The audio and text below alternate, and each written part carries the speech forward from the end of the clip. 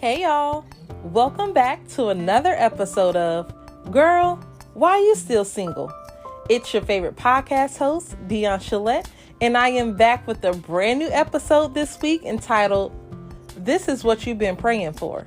Now, I'm super excited to be updating you all on my continued journey of entrepreneurship.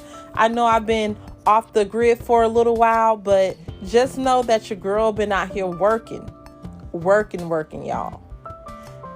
So these past couple of months, I feel like they've been a little trying, but what I'm loving most is the growing pains of the business. I am enjoying training my employees. I am enjoying the different situations that I have to work through and create solutions for. Just seeing where the business started and where it's taken me has just been an overall blessing for me, and just to see how much is benefiting all of the people around me is just another blessing. So I'm just thankful for this opportunity. I'm thankful for this season in my life, and I'm just glad that you all are on this journey with me. Now, I knew that this journey wasn't going to be easy, and I knew that, I would have to develop some very crazy faith in order to be successful. And for the longest, I've been asking God just to give me an opportunity where I was able to not only work for myself, but to also just provide opportunities for other people. But little did I know how quickly God was going to respond to these prayers. So I'm asking you guys, have you all ever found yourself asking God to get you through something, or get you out of something, or just to bless you in a certain way, and then it comes to pass, but as you're realizing it has come to pass, you still find yourself complaining, you still find yourself asking God how and why, or just not believing that it's happening to you? That's me, y'all. That's how I've been feeling. I'm literally over here living out my dreams, but I'm still doubting myself. I'm still stressing myself out, and I'm worried about all the wrong things. So I had to take a step back, and I had to check myself. I had to tell myself, girl, you need to stop worrying. God is going to provide you with the help you need. You need to stop doubting yourself. You are literally out here inspiring so many people around you. And that's only just a few of the conversations I had to have with myself. It was like every day I would wake up and basically try to talk myself off the ledge again. And I would pray about it. I would meditate and ask God for peace and a sound mind to stop overthinking all of my steps from the previous day. Stop saying I wasn't good enough. And I felt like not until I was able to start sharing my success stories with my close friends and family did I really realize how God was already blessing me, y'all. I started using that as a way to not only vent, but most importantly, just to tell people how God was really moving in my life. And I felt like the only thing I needed to do was believe not only in me, but believe that everything I had dreamed of is right here at my fingertips. And as long as I continue to be obedient and stay focused and prayed up and allow God to lead me, it became easier. Because I realized that I am a living witness to this thing. Now, a few months ago, I had this vision of my company growing uncontrollably. And the vision was so clear and real, it excited me. It motivated me. And for heaven's sakes, I even quit my job because of it. So I started working really hard. And the true definition of no days off was my full-time job. My clientele began to grow, and when they say more money, more problems, it seemed like the more business I was getting, the more fires I had to put out.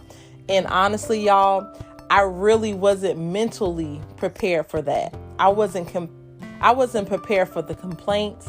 I wasn't prepared for the employee issues, the scheduling demands. And as my business continued to grow, my confidence in knowing that I could do it, it declined, y'all. And I felt like I was losing myself. But as I continued to press forward, I just used what I knew to get me through. That was prayer, that was meditation, and that was time with God. Did I mention time with God? Yes, time with God was what got me through. So during this time with God, God showed me so much I didn't know about my business and about myself. He showed me that He would make a way for me as long as I pursue Him, as long as I can stay consistent and stay honest to my clients. So before I knew it, I realized how much His hands was all over my business and how He was working in the background strategically, working things out for my good and for the betterment of my business.